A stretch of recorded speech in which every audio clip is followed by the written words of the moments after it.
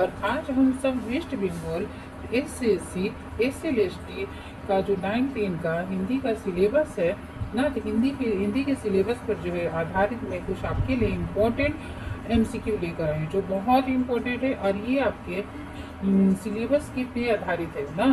तो आपके सिलेबस में पहला नंबर में क नंबर में लगा हुआ है हिंदी साहित्य का काल विभाजन और नामकरण, और उसी जो है हिंदी साहित्य के काल विभाजन और नामकरण से जो है मैंने क्वेश्चन जो है बनाए हैं। तो ये आपके एग्जाम में एग्जाम के लिए बहुत इंपॉर्टेंट है और ये किसी न किसी एग्जाम में पूछा गया है।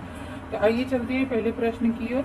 देखिए पहला प्रश्न क्या है। पहला प्रश्न है हिंदी साहित्य के इतिहास ग्रंथ की परंपरा में ना, हिंदी साहित्य के इतिहास ग्रंथ की परंपरा में काल विभाजन का सर्वप्रथम प्रयास किसने किया। काल विभाजन का सर्वप्रथम प्रयास किसने किया।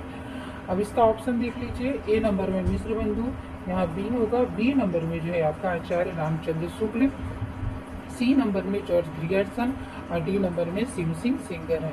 तो सबसे पहले जो है काल विभाजन का सर्वप्रथम प्रयास जॉर्ज ग्रियर्सन जी ने किया था। ठीक है, अब आगे चलते हैं नेक्स्ट क्वेश्चन की ओर। नेक्स्ट क्वेश्चन देखिए क्या है। साहित्य का इतिहास जनता की चित्रवृत्ति का इतिहास है ना।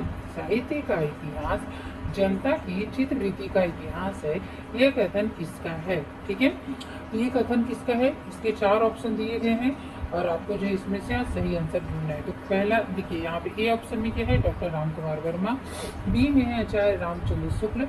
सी है हजारी प्रसाद द्विवेदी और डी है महावीर प्रसाद द्विवेदी। ये कथन किसका है, ये रामचंद्र शुक्ल जी का कथन है। ठीक है, आगे देखिए, आगे चलते हैं तीसरे प्रश्न की ओर। आचार्य शुक्ल के अनुसार हिंदी साहित्य के आदिकाल की समय सीमा है ना। आचार्य शुक्ल के अनुसार हिंदी साहित्य के आदिकाल की समय सीमा है क्या।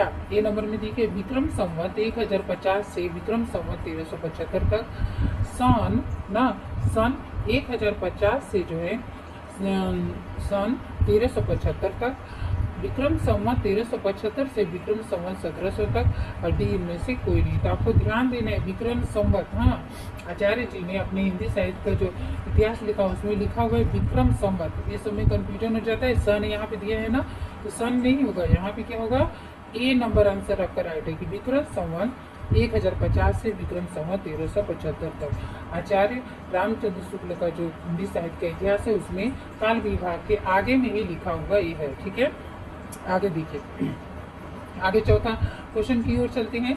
हिंदी साहित्य के इतिहास को व्यवस्थित रूप देने का श्रेय किसको है ना। हिंदी साहित्य के इतिहास को व्यवस्थित रूप देने का श्रेय किसको है। तो देखिए पहला ऑप्शन क्या है, सिम सिंह सरोज। बी है आचार्य रामचंद्र शुक्ल। सी है जॉर्ज ग्रियर्सन और डी है मिश्र बंधु। तो व्यवस्थित रूप देने का श्रेय आचार्य रामचंद्र शुक्ल जी का है। ठीक है, आगे देखिए पांचवें प्रश्न की ओर हम चलते हैं। भक्ति काल का नाम पूर्व मध्य काल, क्या पूर्व मध्य काल ना, पूर्व मध्य काल किस आचार्य ने दिया है। पूर्व मध्य काल किस आचार्य ने दिया है भक्ति काल का नाम, पूर्व मध्य काल। ठीक है, तो ए नंबर में नगेंद्र हैं। बी नंबर में देखिए doctor Ram Kumar Verma. C number में आचार्य नंद दुलारे वाजपेयी जी और डी नंबर में आचार्य हजारी प्रसाद द्विवेदी। इसका सही आंसर क्या होगा, डी नंबर आचार्य हजारी प्रसाद द्विवेदी ना। भक्ति काल का नाम जो है पूर्व मध्य काल, क्या पूर्व मध्य काल किस आचार्य ने दिया है, तो आचार्य हजारी प्रसाद द्विवेदी जी ने दिया है। ठीक है, अब आगे चलते हैं छठे प्रश्न की ओर। देखिए आचार्य शुक्ल ने हिंदी साहित्य के आधुनिक काल को किस अन्य नाम से अभिहित किया है। मतलब आचार्य शुक्ल ने जो नया इतिहास लिखा है हिंदी साहित्य का, तो उसमें जो है आधुनिक काल को ना, आधुनिक काल को जो है यहाँ पे देखिए आधुनिक काल को जो है किस नाम से ना अभिहित किया, मैंने किस नाम से और बोला है ना, वहाँ पे लिखा हुआ है किस नाम से और उन्होंने लिखा है। तो हिंदी साहित्य के आधुनिक काल को किस नाम से अभिहित किया है, किस नाम से उन्होंने लिखा है। तो ए नंबर में देखिए वर्तमान काल, बी नंबर में देखिए गद्य काल, सी नंबर में उत्थान काल और डी नंबर में क्या उक्त में से कोई नहीं। इसका सही आंसर क्या होगा, बी है गद्य काल। ये भी जो है आपका काल आचार्य रामचंद्र शुक्ल का आगे का जो काल विभाग लिखा हुआ है उसी में ये लिखा हुआ है। हाँ, तो उसी में से ये प्रश्न मैंने लिया है। अब आगे चलते हैं, देखिए सातवां प्रश्न की ओर चलते हैं। तो इसका देखिए इसका क्या है, तो यहाँ पे लिखा हुआ है हिंदी साहित्य के प्रथम काल को आदिकाल नाम किसने दिया है ना।